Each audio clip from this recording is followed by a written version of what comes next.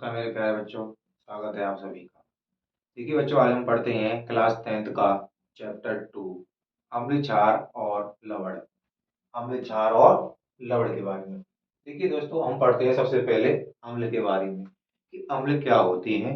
और एसिड बोलते हैं इसको अंग्रेजी भाषा में। क्या बोलते हैं? एसिड बोलते हैं अंग्रेजी भाषा में। तो देखिए बच्चों, एसिड ये क्या है? हमारा अंग्रेजी वर्ड है। क्या है हमारा? अंग्रेजी वर्ड है। और इसको एसिड क्यों बोलते हैं? तो देखिए दोस्तों, लैटिन भाषा में क्या इसको, अम्ल को लैटिन भाषा में एसिड्स कहा जाता है।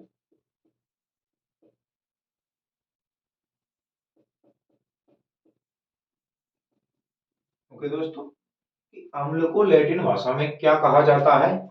एसिड कहा जाता है, जिसका हिंदी अर्थ होता है, जिसका अर्थ होता है इसका, जिसका हिंदी अर्थ होता है खट्टा पदार्थ। क्या होता है? खट्टा पदार्थ। ओके दोस्तों, कि अम्ल को लैटिन भाषा में एसिड्स कहा जाता है, जिसका हिंदी भाषा में अर्थ होता है खट्टा पदार्थ। ओके दोस्तों, खट्टा पदार्थ।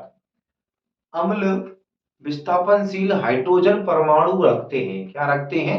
विस्थापनशील हाइड्रोजन परमाणु रखते हैं, यानी कि वे क्या करते हैं? जलीय विलयन में अपने आयन देते हैं। क्या देते हैं? अपने आयन देते हैं। देखिए जैसे अम्ल विस्थापनशील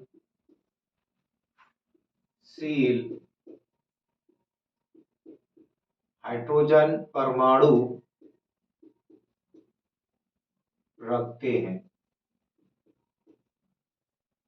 ओके दोस्तों, और क्या करते हैं? ये जलीय विलयन में क्या करते हैं? H प्लस आयन, जलीय विलयन में H प्लस आयन व HO3 sorry H3O plus ion देते हैं। क्या देते हैं? H plus ion, H3O plus ion. इसको बोलते हैं हाइड्रोजन आयन, यानी हाइड्रोजन आयन इसको बोलते हैं हाइड्रोनियम आयन। ओके दोस्तों, ये क्या होगी? हमारे अम्ल के बारे में कुछ जानकारी होती है। और देखिए दोस्तों, अम्ल के जलीय विलयन, जलीय विलयन नीले लिटमस पत्र को लाल कर देते हैं। क्या कर देते हैं? कि अम्ल जलीय विलयन में, अम्ल के जलीय विलयन नीले लिटमस पत्र को लाल कर देते हैं। क्या कर देते हैं? लाल कर देते हैं। एक बार फिर से देखिए कि अम्ल को लैटिन भाषा में एसिड्स कहा जाता है। क्या कहा जाता है? एसिड्स कहा जाता है, जिसका हिंदी अर्थ होता है खट्टा पदार्थ। क्या होता है? खट्टा पदार्थ। जलीय विलयन में हाइड्रोजन और हाइड्रोनियम आयन देते हैं। कौन? अम्ल। यानी कि जलीय विलयन में हाइड्रोजन आयन और हाइड्रोनियम आयन देते हैं। और देखिए दोस्तों, अम्ल के जलीय विलयन नीले, किसको? नीले लिटमस पत्र को लाल कर देते हैं। क्या कर देते हैं? लाल कर देते हैं। और देखिए दोस्तों, जैसे कि जलीय विलयन को लाल कर देते हैं। अब देखिए दोस्तों, नीला लिटमस पत्र, लिटमस पत्र ये क्या चीज है दोस्तों? नीला लिटमस पत्र आ गया उसमें। तो यानी कि लिटमस पत्र क्या चीज होती है, हम इसके बारे में जानते हैं। देखिए दोस्तों, लिटमस पत्र एक प्राकृतिक क्या है? बहुलक है। प्राकृतिक बहुलक है। क्या है? बहुलक है, यानी कि एक सूचक है। क्या है? सूचक। ओके दोस्तों, यह हमको बताता है कि जलीय विलयन में अम्ल है या क्षार है। ठीक है दोस्तों, यह बैंगनी रंग का होता है। कैसे रंग का होता है? बैंगनी रंग का होता है। ओके दोस्तों, और यह कहां से प्राप्त किया जाता है? यह है थैलोफाइटा। क्या? थैलोफाइटा समूह के पौधे लाइकेन से क्या किया जाता है? प्राप्त किया जाता है। ओके दोस्तों, कि लिटमस पत्र एक क्या है हमारा? प्राकृतिक सूचक है या बहुलक है? प्राकृतिक सूचक है या बहुलक है? जी, यह बैंगनी रंग का होता है। कब? जब यह ना तो क्षार होता है और ना ही अम्ल होता है। यह थैलोफाइटा समूह के पौधे से, यानी कि पौधे लाइकेन से प्राप्त किया जाता है। थैलोफाइटा समूह के जो पौधे होते हैं, जैसे लाइकेन, उससे इसको प्राप्त किया जाता है। ओके दोस्तों, ये क्या है? प्राकृतिक रूप से प्राप्त किया जाता है। तथा जो संश्लेषित किए जाते हैं, यानी कि संश्लेषित सूचक, इसमें कौन कौन आते हैं? तो देखिए दोस्तों, इसमें आता है हमारा मैथिल ऑरेंज, मैथिल ऑरेंज, और एक आता है फिनोप्थेलिन। ये क्या है हमारे? ये संश्लेषित सूचक हैं। क्या है? संश्लेषित सूचक है। और भी हमारे अन्य सूचक आते हैं, जैसे कि हमारा होता है लाल पत्ता गोभी। क्या हो गई? लाल पत्ता गोभी हो गई, लाल पत्ता गोभी। ओके दोस्तों, और देखिए जैसे हमारा हो जाता है हाइड्रेंजिया,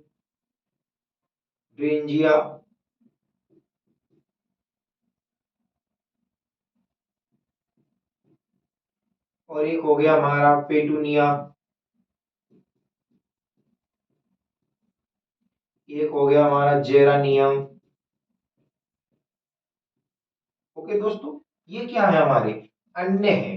क्या है? अन्य सूचक है, अन्य सूचक है। ओके दोस्तों, आ गया होगा ना समझ में कि ये क्या है? हमारे अन्य सूचक हैं, और ये हमारे संश्लेषित सूचक हैं।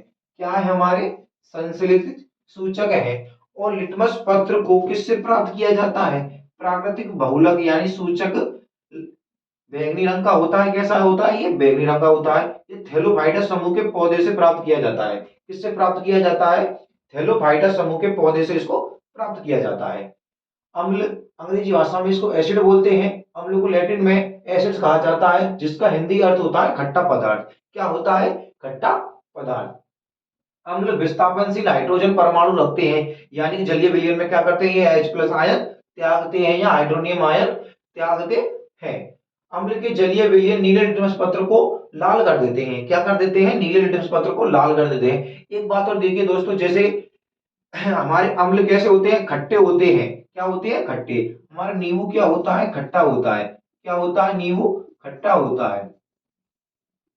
ओके दोस्तों, तो ध्यान रखना, नींबू हमारे आंवला होता है। किसमें आता है? नींबू हमारे अम्लों में आता है। और ये नीले लिटमस पत्र को, देखो दोस्तों, नीते नीले और नाते नीते ही नींबू, तो नीले लिटमस पत्र को लाल कर देते हैं। क्या कर देते हैं? नीले को लाल कर देते हैं। इसका आप स्क्रीनशॉट लीजिए, फिर इससे आगे कराते हैं कि परमाणु, यानी सॉरी, अम्ल कितने प्रकार के होते हैं।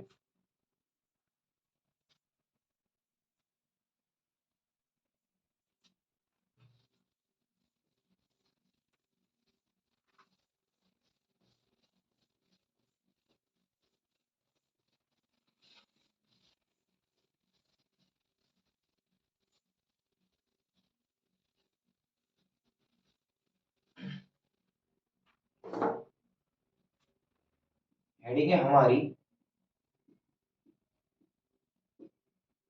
अम्लों के प्रकार। देखिए दोस्तों, अम्ल कई प्रकार के होते हैं। क्या होते हैं? अम्ल कई प्रकार के होते हैं। जैसे हमारा नंबर 1 पे आता है कार्बनिक अम्ल। क्या आता है? ए कार्बनिक अम्ल।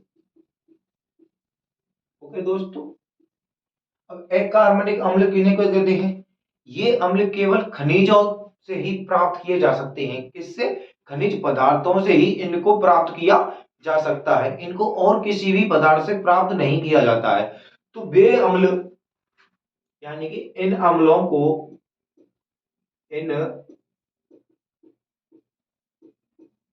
को किससे प्राप्त किया जाता है? खनिजों से, खनिजों से प्राप्त किया जाता है। क्या किया जाता है? खनिजों से प्राप्त किया जाता है। जैसे हमारा आता है हाइड्रोक्लोरिक अम्ल, आता है हमारा एक, और एक और आ गया हमारा क्या, H2, सॉरी, हाइड्रोक्लोरिक अम्ल नंबर एक और आता है हमारा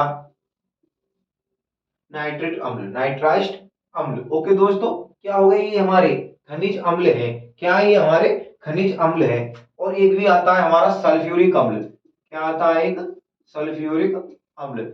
ये क्या होते हैं? हमारे खनिजों से प्राप्त किए होने वाले अम्ल हैं। इनको किससे प्राप्त किया जाता है? खनिजों से प्राप्त किया जाता है। ओके दोस्तों, नंबर 2 पे आते हैं हमारे कार्बनिक अम्ल।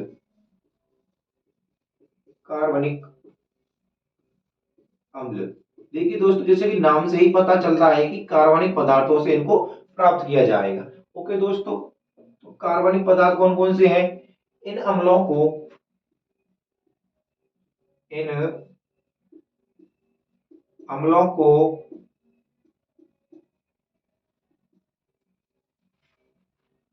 पौधों व जंतुओं से प्राप्त किया जाता है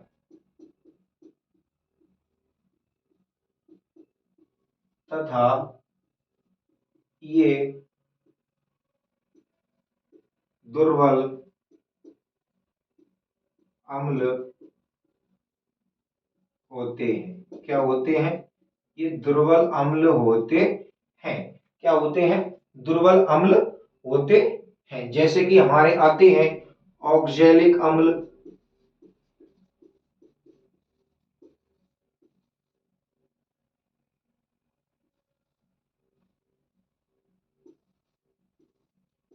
ऑक्जेलिक अम्ल आ गया, यूरिक अम्ल हो गया, एसिटिक अम्ल हो गया। ये क्या है हमारे? ये हमारे कार्बनिक अम्ल हैं। क्या है हमारे? कार्बनिक अम्ल है। ये कैसे होता है? जैसे लैक्टिक अम्ल हो गया हमारा। क्या हो गया? लैक्टिक अम्ल। ओके दोस्तों, ये क्या है? हमारे कार्बनिक अम्ल है। इनको किनसे प्राप्त किया जाता है? इनको पौधों तथा जंतुओं से प्राप्त किया जाता है। किनसे प्राप्त किया जाता है? इनको पौधों तथा जंतुओं से प्राप्त किया जाता है। ये कैसे होते हैं? ये दुर्बल अम्ल होते हैं। कैसे अम्ल होते हैं? ये दुर्बल अम्ल होते हैं। जैसे कि हमारे ऑक्सैलिक अम्ल है, यूरिक अम्ल है, एसिटिक अम्ल है और लैक्टिक अम्ल है। क्या है हमारे? ऑक्सैलिक, यूरिक, एसिटिक और लैक्टिक अम्ल होते हैं। ये क्या है हमारे? एक सॉरी, कार्बनिक अम्ल होते हैं और दुर्बल प्रकृति के होते हैं। इसके बाद हम पढ़ते हैं हाइड्रोकार्बन या हाइड्रा, सॉरी, हाइड्रो अम्ल या हाइड्रा अम्ल।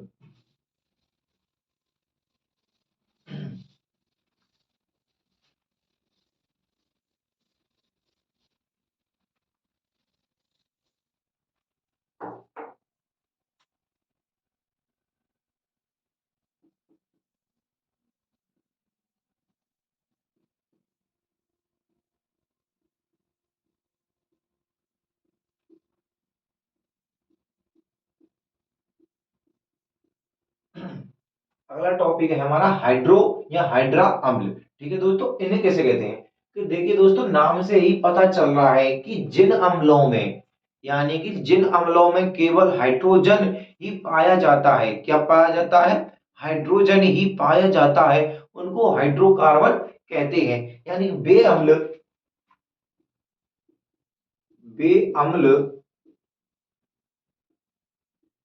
जो सॉरी वे अम्ल जिनमें केवल क्या पाया जाता है, हाइड्रोजन कार्बन पाया जाता है, हाइड्रोजन पाया जाता है। ओके दोस्तों, वे अम्ल जिनमें केवल हाइड्रोजन पाया जाता है उनको हाइड्रोकार्बन या हाइड्रोकार्बन कहते हैं। जैसे होता है हमारा हाइड्रोक्लोरिक अम्ल, क्या हो गया हमारा हाइड्रोक्लोरिक अम्ल। इसमें देखिए दोस्तों, हाइड्रोजन पाया जाता है, केवल कौन से रूप में पाया जाता है, हाइड्रोजन पाया जाता है क्लोरीन में। और दूसरा होता है हमारा हाइड्रोसाइनाइड अम्ल, हाइड्रोसाइनाइड अम्ल। और तीसरा होता है हमारा हाइड्रोक्लोरिक अम्ल, हाइड्रोक्लोरिक अम्ल हो गया, हाइड्रोसाइनाइड अम्ल हो गया, हाइड्रोफ्लोरिक अम्ल हो गया। ये तीन अम्ल हमारे ऐसे होते हैं जो हमारे हाइड्रो अम्ल हैं। क्या ये हमारे हाइड्रो अम्ल हैं। उसके बाद नंबर आता है नंबर 4 में ऑक्सी अम्ल। कैसे, ऑक्सी अम्ल। अब इनमें क्या होता है भाई कि वे अम्ल जिनमें हाइड्रोजन तथा ऑक्सीजन दोनों पाए जाते हैं, वे अम्ल जिनमें हाइड्रोजन तथा ऑक्सीजन दोनों पाए जाते हैं उनको ऑक्सी अम्ल कहते हैं। जैसे कि देखिए दोस्तों कि वे अम्ल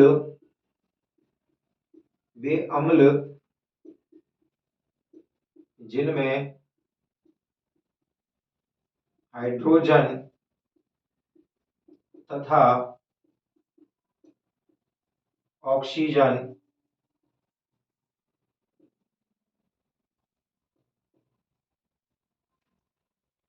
दोनों पाए जाते हैं उन्हें क्या कहते हैं, ऑक्सी अम्ल कहते हैं। क्या कहते हैं, ऑक्सी अम्ल कहते हैं। जगह देखिए दोस्तों, हमारा सल्फ्यूरिक अम्ल है। क्या है हमारा, सल्फ्यूरिक अम्ल है। ओके दोस्तों, इसमें क्या पाया जाता है, हाइड्रोजन भी पाया जाता है और सल्फ्यूरिक अम्ल यानी कि हाइड्रोजन भी है और ऑक्सीजन भी है। इसमें दोनों पा रहे हैं हमारे, क्या पा रहे हैं, दोनों पा रहे हैं। ओके दोस्तों, इन्हें क्या बोलते हैं हम, सल्फ्यूरिक अम्ल में इसको क्या हो गया, ऑक्सी अम्ल। और एक और होता है हमारा हाइड्रोजन, जैसे H3PO4, इसको बोलते हैं फास्फोरिक अम्ल। क्या बोलते हैं, फास्फोरिक,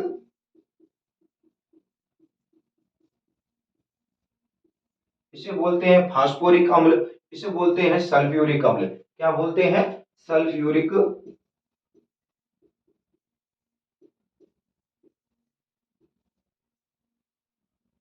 सल्फ्यूरिक अम्ल बोलते हैं। ओके दोस्तों, ये क्या हो गए हमारे, हाइड्रो कार्बन हो गए, हाइड्रो अम्ल हो गया और ऑक्सी अम्ल हो गया। हाइड्रो अम्ल किसे कहते हैं, वे अम्ल जिनमें केवल हाइड्रोजन पाया जाता है, वे अम्ल जिनमें केवल हाइड्रोजन पाया जाता है उन्हें हाइड्रोकार्बन हाइड्रो अम्ल बोलते हैं। हाइड्रोक्लोरिक अम्ल, हाइड्रोसाइनाइड और हाइड्रोफ्लोरिक अम्ल। वे अम्ल जिसमें ऑक्सीजन को देखिए, वे अम्ल जिनमें केवल हाइड्रोजन तथा ऑक्सीजन पाए जाते हैं, यानी कि दोनों पाए जाते हैं, हाइड्रोजन भी पाया जाता है और ऑक्सीजन भी पाया जाता है, उसे बोलते हैं हम ऑक्सी अम्ल। ऑक्सी अम्ल कौन कौन से होते हैं, सल्फ्यूरिक अम्ल हमारा कैसा है, ऑक्सी अम्ल है। और फास्फोरिक अम्ल क्या है हमारा, ऑक्सी अम्ल है। ओके दोस्तों, आप इसका स्क्रीनशॉट लीजिए, फिर हम इससे आगे कराते हैं।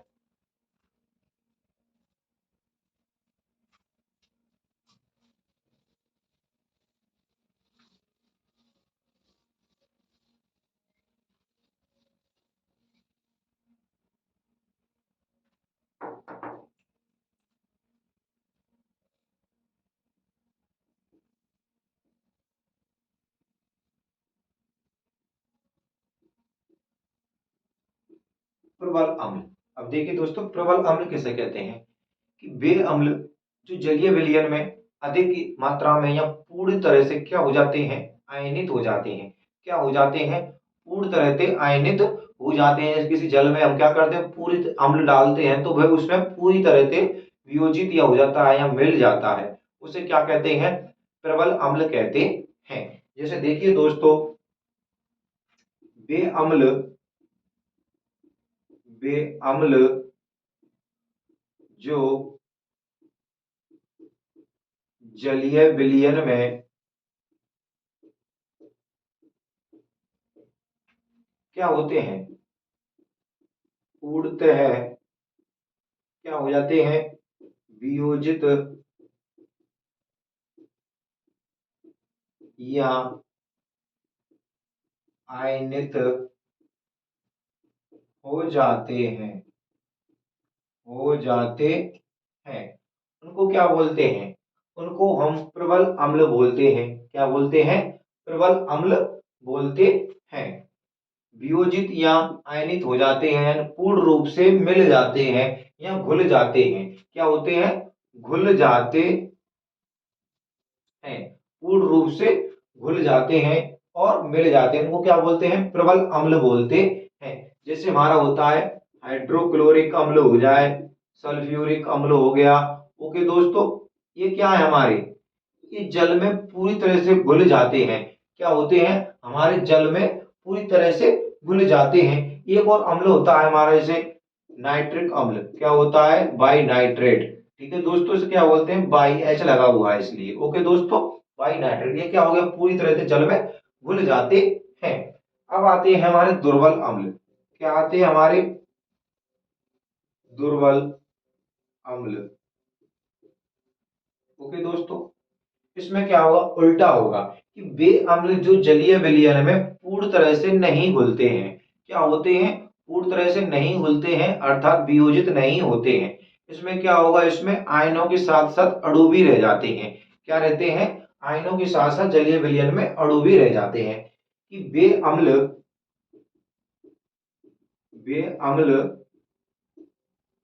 जो जलीय विलयन में क्या करते हैं, पूर्णतः वियोजित नहीं होते हैं। ओके दोस्तों, अर्थात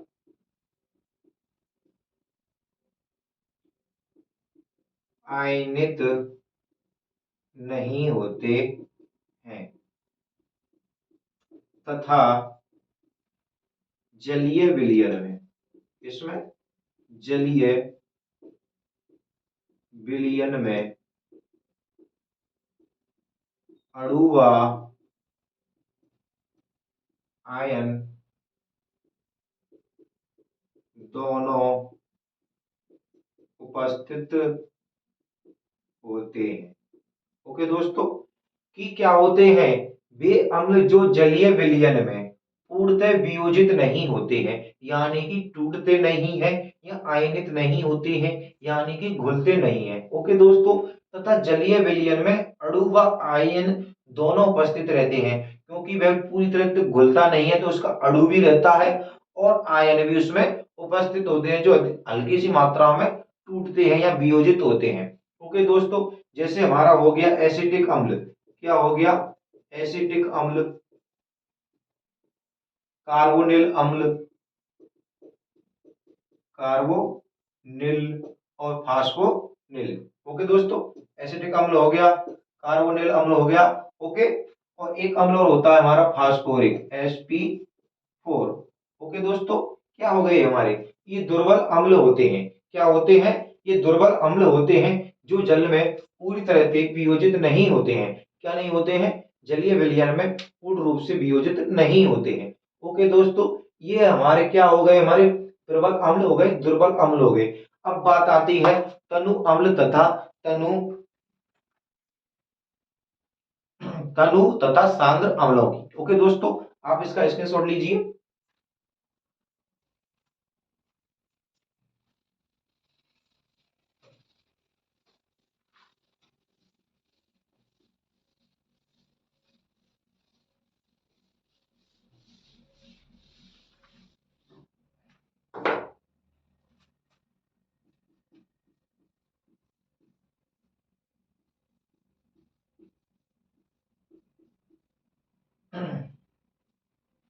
देखिए दोस्तों, तनु अम्ल किसे कहते हैं? जिसकी जलीय विलयन में मात्रा क्या होती है? बहुत कम होती है। क्या होती है? बहुत कम होती है, यानी कि किसी मात्र में जल की मात्रा तो अधिक होती है और उसमें अम्ल की मात्रा बहुत कम होती है। जैसे हम शिकंजी बनाते हैं, क्या बनाते हैं? शिकंजी बनाते हैं और हम किसी पात्र में क्या लेते हैं? जल लेते हैं और उसमें एक नींबू निचोड़ते हैं, तो हम बोलते हैं कि हमारी नींबू शिकंजी हमारी अच्छी बनी है। अगर हम उसमें अधिक मात्रा में नींबू निचोड़ लेते हैं, क्या निचोड़ देते हैं? नींबू मिला देते हैं, तो क्या बोलते हैं कि हमारी शिकंजी जिसे हम पीते हैं पेय पदार्थ बनाकर, हमको खट्टी खट्टी महसूस होती है, तो हम बोलते हैं कि इसमें नींबू की मात्रा अधिक हो गई, यानी अम्ल की मात्रा अधिक हो गई, तो वो हो गया सांद्र। और अम्ल की मात्रा कम हो गई और जल की मात्रा अधिक हो गई, उसे बोलते हैं हम तनु।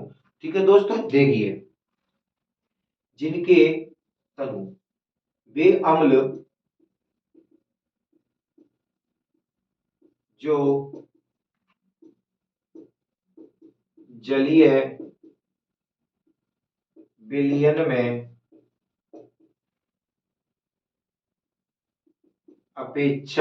जलीय विलयन में कम मात्रा में उपस्थित होते हैं या मिले होते हैं। ओके दोस्तों, यानी जलीय विलयन में जिनकी मात्रा कैसी होती है? कम मात्रा में उपस्थित होते हैं, तथा जल की मात्रा क्या होती है? अधिक होती है। जल की अधिक मात्रा होती है।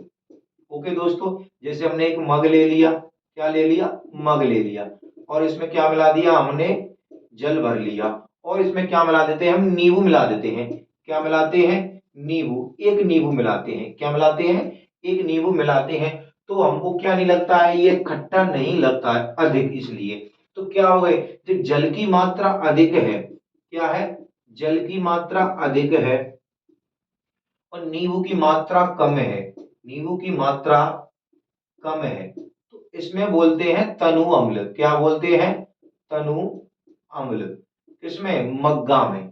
ठीक है दोस्तों, मग में क्या होगा? तनु अम्ल होगा जब जल की मात्रा अधिक तथा नींबू की मात्रा कम होती है, तब वह होता है हमारा तनु अम्ल। क्या होता है? हमारा तनु अम्ल होता है। ठीक है दोस्तों, अब देखते हैं हम प्रबल अम्ल। क्या देखते हैं? प्रबल अम्ल। जैसे देखिए दोस्तों, वही कि वे अम्ल जो जलीय विलयन में कम की जगह क्या होगा? अधिक हो जाएगा। क्या होगा? अधिक होगा। अधिक मात्रा में उपस्थित होते हैं, गाढ़े होते हैं। समझिए दोस्तों, यानी कि अगर हम इसमें जल की मात्रा क्या कर देते हैं? कम कर देते हैं। जल की मात्रा कम कर देते हैं और इसमें नींबू की मात्रा अधिक कर देते हैं। क्या कर देते हैं? अधिक कर देते हैं। अधिक कर दी। ओके दोस्तों, इसकी क्या कर दी हमने? कम कर दी। तो क्या होगा? यह होता है हमारा प्रबल अम्ल। क्या होता है? प्रबल अम्ल। आया कुछ समझ में? कि एक बार देखिए दोस्तों, दोबारा से बताता हूं मैं आपके लिए जल की मात्रा और किसकी मात्रा। देखिए दोस्तों, जैसे हमारा ये मग है और एक और ये मग है। ओके दोस्तों, इसमें क्या भर दिया हमने? जल भर दिया।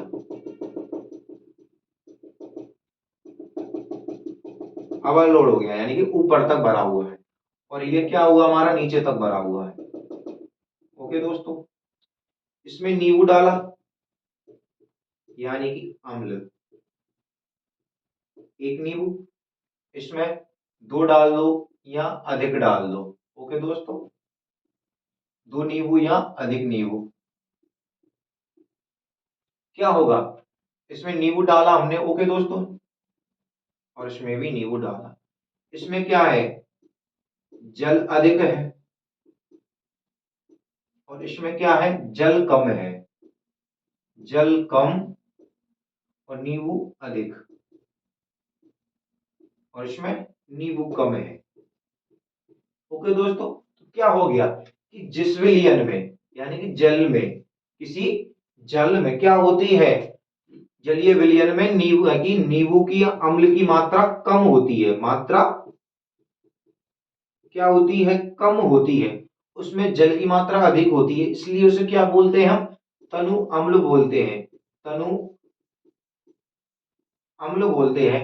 और उसी प्रकार जब हम जल की मात्रा क्या लेते हैं, कम लेते हैं, तथा नींबू की मात्रा अधिक लेते हैं इसमें, तो किस क्या बोलेंगे हम उसको, प्रबल अम्ल बोल देते हैं।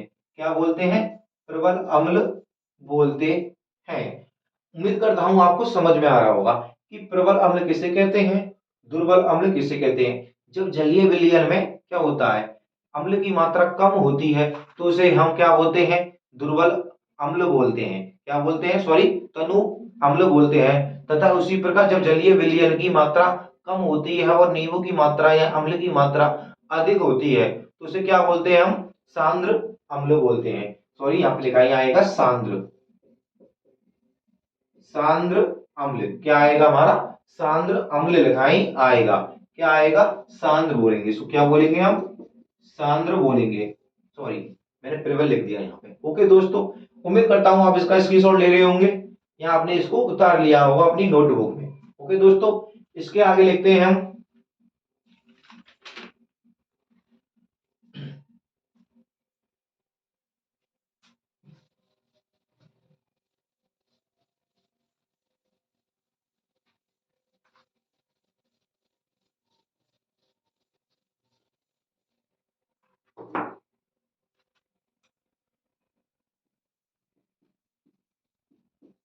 अम्लों के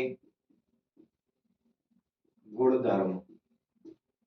ओके दोस्तों, क्या होते हैं अम्लों के गुणधर्म। और एक गुणधर्म होता है कि अम्लों की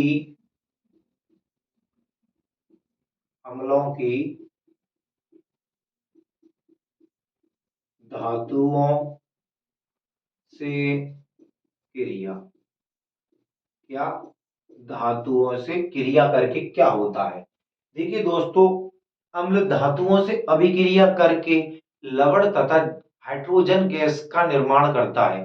क्या करता है, लवण तथा हाइड्रोजन गैस का निर्माण करता है। देखिए दोस्तों, जैसे हम क्या लेते हैं, कोई अम्ल ले लेते हैं, हाइड्रोक्लोरिक अम्ल ले लिया। क्या ले लिया, हाइड्रोक्लोरिक अम्ल, सॉरी, जैसे हमने कोई आयरन वस्तु ले ली। क्या ले ली, आयरन वस्तु। ये क्या है, हमारी धातु है। क्या है, हमारी धातु। और एक ले लिया हमने क्या, सल्फ्यूरिक अम्ल, सल्फ्यूरिक अम्ल ले लिया। अभिक्रिया के पश्चात क्या करता है, यह है लवण तथा हाइड्रोजन गैस का निर्माण करता है। तो देखिए दोस्तों, हमारी ये आयन होती है ना, क्या करती है, इस जगह से हाइड्रोजन को विस्थापित कर देती है। क्या कर देती है, हाइड्रोजन को विस्थापित कर देती है और आयरन सल्फेट का निर्माण करती है। इसका निर्माण करती है, आयरन सल्फेट का निर्माण करती है तथा हाइड्रोजन गैस का निर्माण करती है। किसका, हाइड्रोजन गैस का निर्माण करती है। AQ का मतलब बोलते हैं जलीय विलयन। ओके दोस्तों, ये क्या है, हमारा जलीय विलयन है। और एक ठोस अवस्था में धातु है हमारी, तो क्या हो गई हमारी, ठोस की एस हो गई। ये क्या हो गई, हमारी धातुओं की अम्लों से अभिक्रिया। क्या हो गई, अम्लों की धातुओं से अभिक्रिया हो चुकी है। यानी कि जब धातुओं की अभिक्रिया अम्लों से कराई जाती है तो क्या बनता है, लवण तथा हाइड्रोजन गैस का निर्माण होता है। इसका लवण और हाइड्रोजन गैस का निर्माण होता है। अब बात देख आती है कि अम्लों से अभिक्रिया कराते हैं धातुओं की, तो हाइड्रोजन गैस ही निकलती है। यह हम कैसे सिद्ध करते हैं कि हाइड्रोजन गैस ही निकलती है, यह कैसे हम सिद्ध करेंगे। तो देखिए दोस्तों, इसके लिए एक प्रयोग होता है। क्या होता है, प्रयोग होता है, यानी प्रैक्टिकल करते हैं। किसका, प्रैक्टिकल। क्या लेते हैं, सबसे पहले हम एक स्टैंड ले लेते हैं। देखिए दोस्तों, जैसे हमने ये स्टैंड बना लिया, स्टैंड लगा दिया। क्या लगा दिया, स्टैंड। इसमें एक लगा दी हमने परख नली। क्या लगा दी दोस्तों, एक परख नली लगा दी। ओके दोस्तों, और एक साबुन से भरा टब लग दिया यहाँ, और इसमें हमने जल भर दिया। क्या भर दिया, जल भर दिया। ओके दोस्तों, फिर क्या करते हैं, इसमें सल्फ्यूरिक अम्ल डालते हैं परख नली में। ये हमारी प्रवाह नली है, ये हमारा स्टैंड है, स्टैंड हो गया। ये साबुन से भरा टब हो गया, साबुन से भरा टब। ओके दोस्तों, प्रवानली, ये परक नली क्या है हमारी, परक नली है। ओके। ओके दोस्तों, और क्या डाल दे इसमें, आयरन डाल देते हैं। ओके दोस्तों, कॉपर डाल देते हैं और सल्फ्यूरिक अम्ल डालते हैं। क्या डालते हैं, सल्फ्यूरिक अम्ल डालते हैं। कॉपर हो गया, आयरन हो गया और जिंक, इनमें से कोई भी एक धातु डाल देते हैं इसमें। तो क्या होगा दोस्तों, देखिए दोस्तों, इससे जो गैस बनेगी दोनों में अभिक्रिया करने के पश्चात वे यहां से होकर और इसके रूप से बुलबुलों के रूप में बाहर निकलेगी। क्या निकलती है, बुलबुलों के रूप में बाहर निकलती है। और यहाँ पर क्या ले जाते हैं हम, एक जलती हुई मोमबत्ती ले जाते हैं। क्या ले जाते हैं हम, एक जलती हुई मोमबत्ती ले जाते हैं। तो जो ये बुलबुले होते हैं, क्या होते हैं, ये जो बुलबुले होते हैं ये पॉप ध्वनि के साथ जलते फटते हैं। क्या होते हैं, पॉप ध्वनि, इसके साथ पॉप ध्वनि यानी कि फटफट, क्या होता है, फटफट ध्वनि के साथ जलते हैं। इससे सिद्ध होता है कि हाइड्रोजन गैस ही निकलती है, क्योंकि हाइड्रोजन गैस ही पॉप ध्वनि के साथ जलती है। क्या होती है, पॉप ध्वनि के साथ जलती है। तो हो गया ना दोस्तों कि अम्लों की अभिक्रिया धातुओं से कराने पर लवण तथा गैस का निर्माण होता है। ये हमने प्रैक्टिकल के द्वारा भी सिद्ध कर ले दिया है। ओके दोस्तों, ये तो मैंने आपको केवल समझाने के लिए बताया है। ओके दोस्तों, इसके लिए कोई मैटर मत देना, 10वीं क्लास में है ये, आपके लिए अलग से और करा दूंगा। ओके दोस्तों, ये क्या हो गई कि अम्लों की धातुओं से क्रिया हो चुकी है। अब आती है हमारी अम्ल की धात्विक धातुओं से क्रिया। ओके दोस्तों, इसमें क्या आया है कि धातुओं से विक्रिया, और इसमें आएगा धात्विक। और धात्विक किसे बोलते हैं, जिसमें ऑक्साइड लगा होता है। क्या लगा होता है, धातुओं के साथ ऑक्साइड जुड़ा होता है, उन्हें बोलते हैं धात्विक क्रिया। जैसे देखिए दोस्तों, calcium oxide, calcium oxide, calcium की संयोजकता 2 होती है और हाइड्रोजन की संयोजकता 2 होती है, दोनों आपस में कट जाती हैं, इसलिए क्या बनेंगे, धात्विक ऑक्साइड, धात्विक ऑक्साइड। ओके दोस्तों, की अभिक्रिया HCl अम्ल से कराते हैं। किससे कराते हैं, HCl अम्ल से कराते हैं। तो किसका निर्माण होता है, लवण तथा जल का निर्माण होता है, यानी कि calcium carbon sorry calcium chloride और जल, किसका निर्माण होगा, कैल्शियम क्लोराइड और जल का निर्माण होता है। ओके दोस्तों, अब देखिए दोस्तों कि कैल्शियम यहाँ तो एक है और यहाँ दो क्यों बने, क्योंकि कैल्शियम की संयोजकता होती है कितनी, +2, कितनी होती है, +2, और क्लोरीन की संयोजकता होती है -1।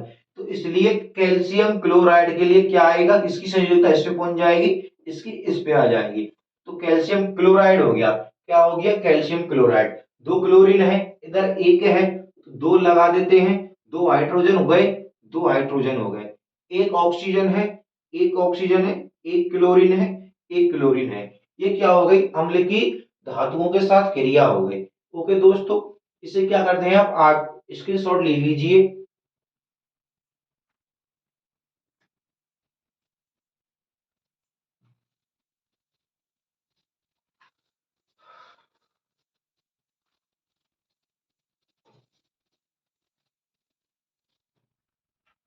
अब देखिए जैसे दोस्तों, अम्लों की अभिक्रियाओं में क्या आते हैं और गुणधर्म में कि अम्ल की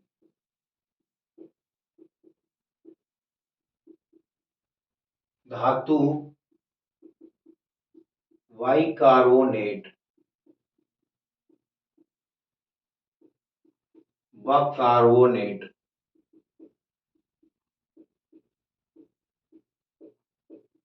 से अभिक्रिया। ओके दोस्तों, किससे, बाइकार्बोनेट और कार्बोनेट। बाइकार्बोनेट का मतलब होता है उसके सामने H लगा होता है धातुओं के सामने, ठीक है ना। और इसमें यानी कि H कार्बोनेट ये हो गया, धातु लगा दी, जैसे सोडियम लगा दी, और इधर कार्बोनेट कैसे लगता है, कैल्शियम कार्बोनेट, ये क्या हो गया हमारे कार्बोनेट हो गया, ये बाई कार्बोनेट हो गया। ओके दोस्तों, इनसे अभिक्रिया कराते हैं। तो देखिए दोस्तों, सबसे पहले किसकी अभिक्रिया कराते हैं हम, कार्बोनेट की। तो देखिए दोस्तों, कैल्शियम कार्बोनेट की अभिक्रिया किससे कराते हैं, HCl अम्ल से कराते हैं। तो क्या बनेगा, कैल्शियम कार्बोनेट बनता है।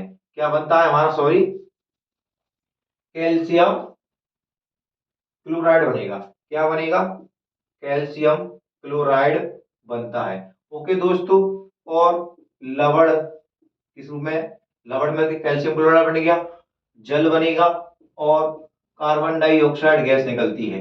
क्या निकलती है, कार्बन डाइऑक्साइड गैस निकलती है। दो क्लोरीन है तो इधर दो लगा दिया, दो हाइड्रोजन है, कंप्लीट हो गया।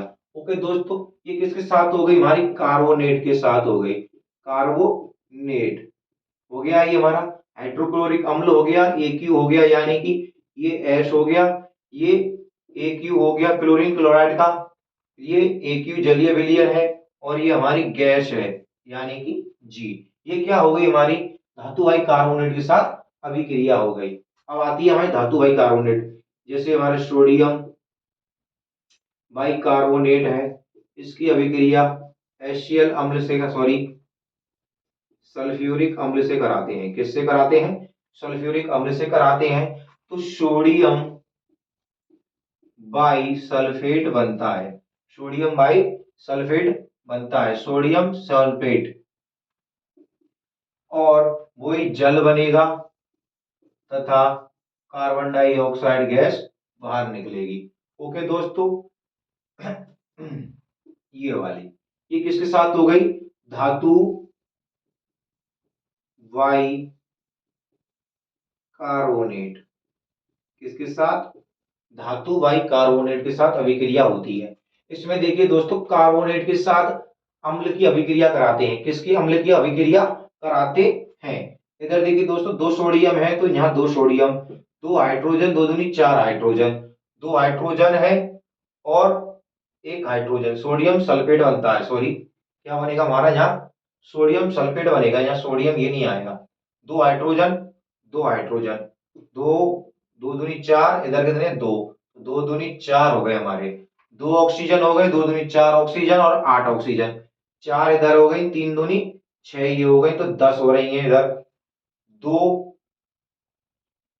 दूनी दो, चार हो रही है दोस्तों, इधर दो कार्बन है, दो कार्बन हो गए, तो इधर भी दो कार्बन हो गए, दो दूनी चार, छह और चार 10। ओके दोस्तों, ये क्या हो गया हमारा संतुलित समीकरण है। क्या है हमारा इसका संतुलित समीकरण है। अब क्या करते हैं, देखिए दोस्तों, इसमें जो कार्बन डाइऑक्साइड निकलती है, क्या निकलती है, कार्बन डाइऑक्साइड गैस जो बाहर निकलती है, इसकी अभिक्रिया कैल्शियम हाइड्रोक्साइड से कराते हैं, कैल्शियम हाइड्रोक्साइड से कराने पर, ओके दोस्तों, क्या बनता है, कैल्शियम कार्बोनेट बनता है, कैल्शियम कार्बोनेट बनता है, और जल का निर्माण होता है।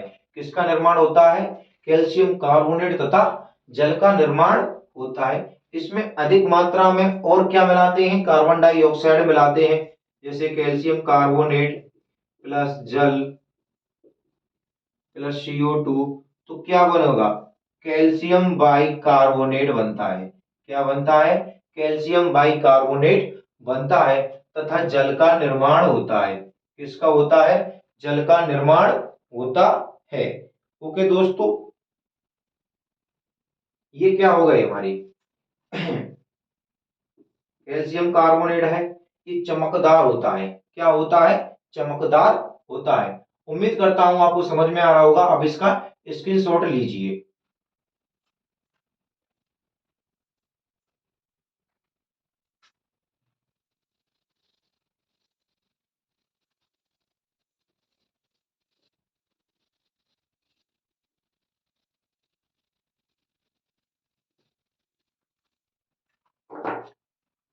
एक लास्ट अभिक्रिया लिख लेते हैं, उदासीनीकरण अमीरिया या अम्ल क्षार अभिक्रिया, अम्ल क्षार अभिक्रिया। इसमें क्या होता है देखिए दोस्तों, इसमें अम्ल और क्षार की अभिक्रिया कराई जाती है। अम्ल और क्षार की आपस में अभिक्रिया कराने पर लवण प्लस जल का निर्माण करते हैं। क्या करते हैं? लवण प्लस जल का निर्माण करते हैं। जैसे हमारा अम्ल हो गया HCl और क्षार हो गया हमारा NaOH। क्या बनेगा? सोडियम क्लोराइड प्लस जल का निर्माण होता है। ओके दोस्तों, ये लवण हो गया और ये हमारा जल हो गया।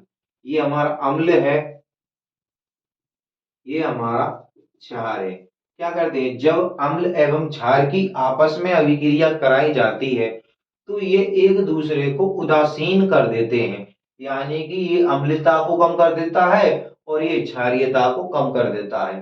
तो उसे क्या बोलते हैं हम? उदासीनीकरण अभिक्रिया कहते हैं। क्या हो गई?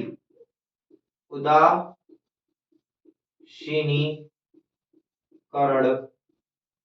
अभिक्रिया। क्या हो गई? उदासीनीकरण अभिक्रिया हो चुकी है।